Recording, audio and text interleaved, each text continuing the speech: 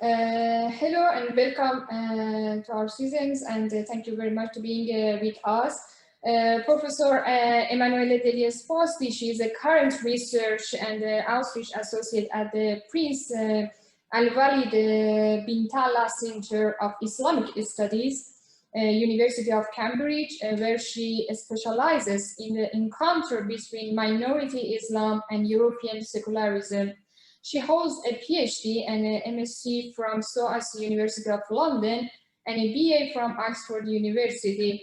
Professor Degli Esposti currently research examines the public forms of activism undertaken by Shia Muslims in Europe and seeks to illuminate the ongoing encounter between Islam and Europe, as well as the evolving dynamics between different Islamic sects.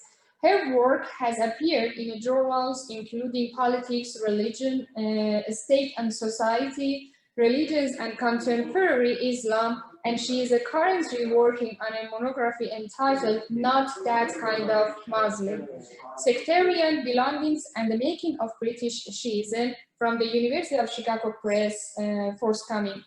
Professor Degli Esposti, today she will speak about the finding a Shia voice in Europe, minority representation, and the unsettling of secular humanitarianism in the discourse of Shia rights. Thank you very much for being with us, and please, the floor is yours, and welcome.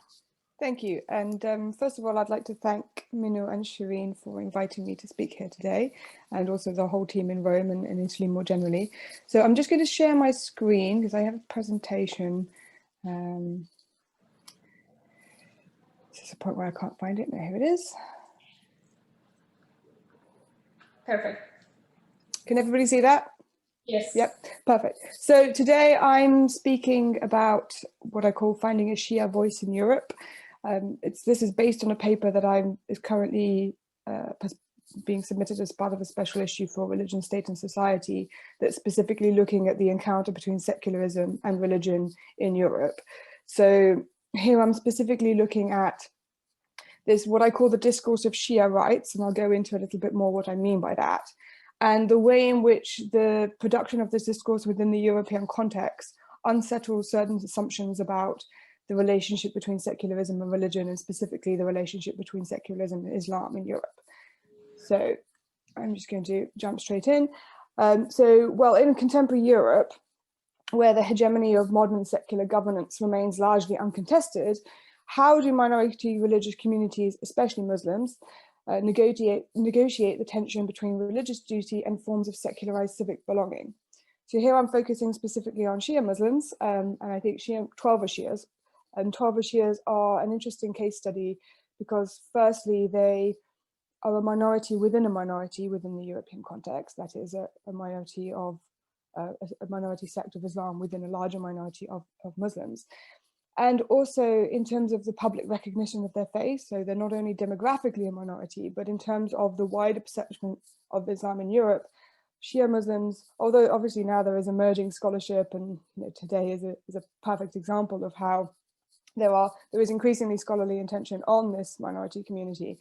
But overall, when you look at the scholarship on Islam in Europe, it tends to take Sunni Islam as its dominant variant, or even as a sort of quintessential Islam, without really considering the heterogeneity within Islam. So Shi'ism or Shia Muslims in Europe are an interesting sort of minority in terms of looking at how this intersection of, say, secular European society and Muslim minority identity has developed over time. Also because compared to the Sunni population, they're a more recent demographic import, especially in the UK. So I focus predominantly on the UK, although there are parallels in different European countries. But in the UK, for example, the largest Shia populations tended to come in the late 1970s, but really from the 1980s and 1990s onwards. So it's a relatively recent population. We are still in the second generation. There aren't really very many third generations. I mean, so it's a very different example demographically and also ideologically in terms of comparing how European societies have integrated or not integrated their Muslim populations than, say, the Sunni example. So I use this idea of, and I'll go into it later, but this kind of the diasporic encounter between Shia religious and political mythology and European secular norms to interrogate how we might consider a form of particular Shia identity or Shia consciousness, to use a term developed by Nasser, talking about Muslims more generally, in the European context. So what is it about European Shias that is different, or that is specific, or that has developed specifically within the European context? So one of my findings from my research has been this emergent discourse of what I call Shia rights, and as I said, I'll go into that a little bit more later. But this, and how this discourse actually points to the discursive instability inherent in both the ethical project of Islam more generally, and also the ethical project of European secularism. So I'm drawing on the Assadian or tradition of Mahsaba Mahmud when I talk about secularism here, not as the absence of religion, but as the governance of religion. So secularism is a mode of discourse in which religion is defined and delimited, and therefore afforded value within the context of secular Europe. So what I argue is that Shia Muslims are appropriating this form of secularism in producing a specific form of discourse around this idea of Shia rights. So, sorry, I realized I should have gone to this slide beforehand. So here I'm talking about religion, as produced and policed by the realm of the secular. So this form of Shia rights, or this impulse to kind of differentiate a Shia identity from a Sunni identity within the European context, is linked to the secular impulse to differentiate between religious and secular subjectivities, and also between different religious subjectivities. This is something that I'm not going to go into the literature on. I'm sure many of you are familiar with this literature, so I'll just, I want to talk a little bit about more some of the specific examples. So this term Shia rights, as I use it, refers to a discursive construction of Shia religious and political identity that rests on the same foundation with the discourse of human rights, what Didier Fassin has called the banalization of moral discourse, the way in which moral discourse, especially the idea of rights and the idea of inalienable rights, has entered into normal language and has become almost a taken for granted assumption in much of public discourse, especially in Europe and the West more broadly. So Shia rights, it's an emancipatory discourse that focuses, or it's rooted on the one hand in the secular logic of human rights, and on the other in the history and traditions of Shia Islam. So Shia rights is thus simultaneously predicated on liberal humanist understandings of the individual as concrete, bounded, and possessing of inalienable rights, at the same time as it replicates the secular division between religion and the state. Conversely, the promotion of Shia rights, say rather than human rights more broadly, works to simultaneously ground the discourse in the history and traditions of Shia Islam, while also contributing to the production of Shia identity and subjectivity in the European context. So appeals for Shia public visibility in Europe, what one of my participants called finding a Shia voice, are thus indicative of the way in which the discourse of Shia rights mobilizes these two ethical paradigms, that is Shia Islam and European secularism, in strategic and complementary ways. By calling for Shia rights, Shia Muslims in Europe are making a claim for the rights of themselves as Shi'is, say i.e. as members of a minority religious sect. This has the effect of performatively creating a Shia minority identity in Europe as a religious identity, while simultaneously drawing the boundary around what this identity means. It is precisely this dual effect of producing and delimiting the meaning of Shia religious identity that makes the discourse of Shia rights complicit in the European secular project. So this juxtaposition of religious and liberal modalities, on the one hand Shia, on the other hand rights, it represents, or I argue, it represents the moment where the sacred and the secular meet. So here I've got a quote from this is actually a blog run by the Ahl Bayt Islamic Mission, which is a youth group associated or affiliated with the Islamic Centre of England, which is run or partially run by the Islamic Republic of Iran. And this was a blog post where the writer, I'll just read it out, I think it's easier. He's essentially comparing a lot of what's happening in the world today with making parallels between the Battle of Karbala and the figure, specifically the figure of Imam Hussein. So he says, I'm not going to be able to read it because this is in the way, hang on. I finally get how every day is Ashura and every land is Karbala, that being a quote from, it was actually a phrase just coined by Ali Shariati and then popularized by Ayatollah Khomeini during the Iranian Revolution in 1979. After reading Naomi Klein's international bestseller Shock Doctrine earlier this year. And then he says, Klein lays out how extreme acts of violence perpetrated against populations around the world are not so random after all. She says they're actually the modus operandi of an elite group of capitalists bent on establishing nations and quashing all resistance in its path to plunder every corner of the globe. And then he says, but there's hope. One figure who provides an antidote to these oppressive politics is Hussein, son of Fatima. For not only did his uprising against injustice survive brute force 1,400 years ago, but it's now gone global through continued resistance and endurance. And then it goes on to say, today's social justice movements, energized by the 2011 Arab Spring, face tanks, bullets, and pepper spray, and also risk subversion. They need to gain inspiration, insight, and guidance from Hussein. That's because Hussein, his family, and his companions serve as role models for demonstrating how to maintain truth, dignity, and resistance in the face of the most brutal forces of oppression.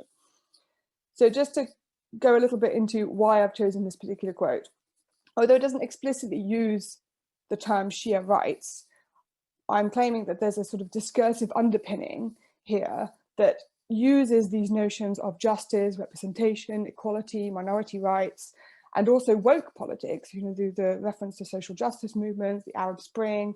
There is also, I did an interview earlier this week with one of the founding members of an organization called Who is Hussein, which is one of the, now it's a global charity, but it started off as a grassroots movement in London in 2012.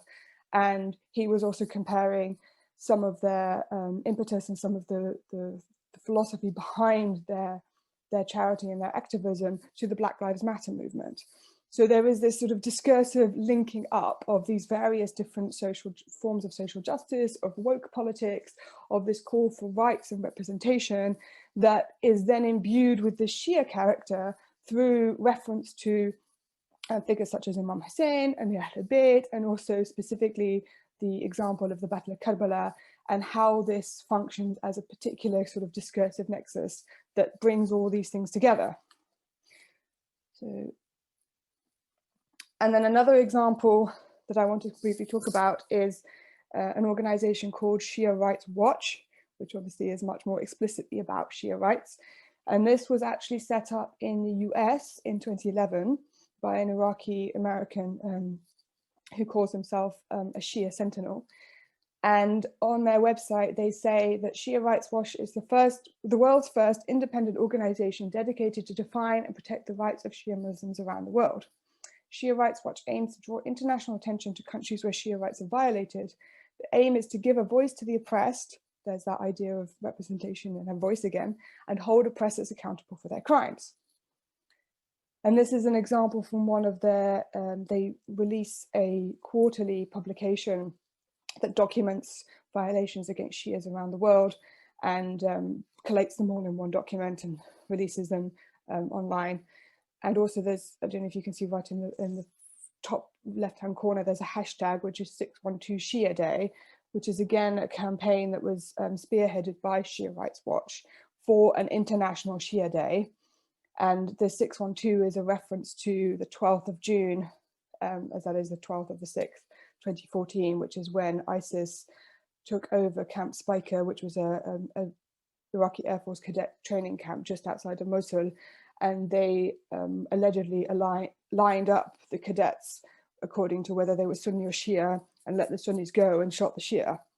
So, I mean, what I think this map shows, and also this example of Camp Spiker, is I'm not at all claiming or trying to make any kind of normative argument here about whether or not Shia rights are being violated around the world. I think it's you know, palpably clear that they are, but it's more about how this discourse is functioning within the European and the Western context, and is taking the form of many other discourses that are functioning within these contexts, such as the Black Lives Matter movement, such as the Occupy protests, such as the Me Too movement. And there are these parallels and these similarities between the call for Shia representation and Shia rights, and say the call for other forms of representation and other forms of rights within the European context.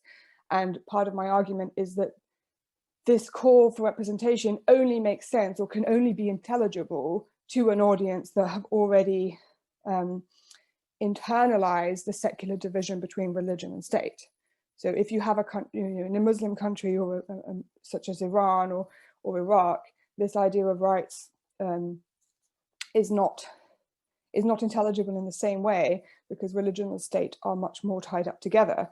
Whereas in the European context, where we have this supposed distinction between religion and the state, and this sort of delineation of, and this apportioning of rights depending on religious and ethnic minorities, and especially in the UK, we have multiculturalism policies, instigated by the last Labour government, that this idea of representing a religious minority as a community and claiming rights on that specific basis is something that is quite peculiarly, comes from the European, especially the Enlightenment philosophical tradition.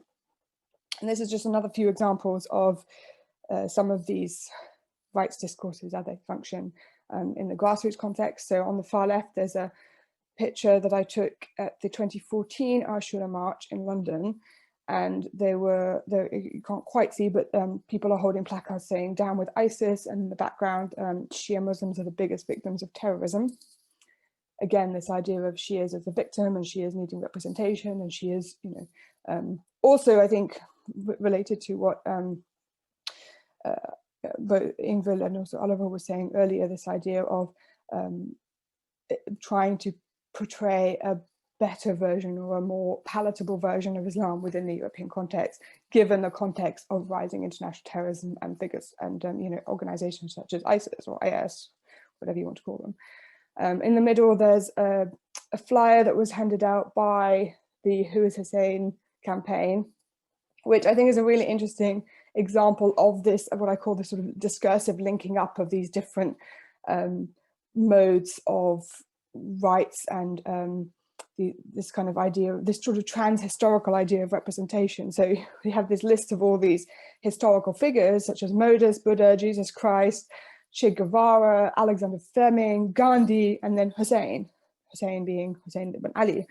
So the discourse sort of underpinning this is that Hussein is the final, or one of the figures within this legacy, and taps into this sort of Enlightenment Western idea of human rights, and of progressiveness, and of a kind of teleological view of history, and brings Shia theology and Shia philosophy into that, which I think is a really interesting example of this sort of linking up of these different discourses. So I realize I'm probably running out of time, so I just want to sort of summarize it quickly. What I'm trying to say is that this idea of Shia rights, as it's developed within the European context, is not necessarily a reflection of Shia Muslim identity, although it produces a certain form of Shia Muslim identity, but it's more a result of this diasporic encounter between Shia Islam as a sort of philosophical and theological mode of being, and European secularism that requires minority communities to stand up and delimit the boundaries of their identity, often on religious or ethnic grounds, in order to gain public recognition and representation. So this idea of having a specifically Shia identity and claiming Shia rights, it only really makes sense within a European context, or a Western context, where rights can be given out by the state to minorities. So and there are various different discourses and ideas that feed into this. So obviously you have the Shia as victim, the figure of the Shia as victim, which is often traced back to the Battle of Karbala and the figure of Imam Hussein, but also this kind of emancipatory victimhood, which comes from the figure of Imam Hussein, and then was sort of politicized by Khomeini during the Iranian Revolution. This idea that because Shias are in the minority and of the victims, and therefore they must be right, and they must they have the potential to revolutionize and to change the world in a positive way, that then also links up with these sort of humanitarian ideals of justice and equality and human rights, and then goes hand in hand with a lot of activism and engagement that you see at the grassroots and also at the wider level.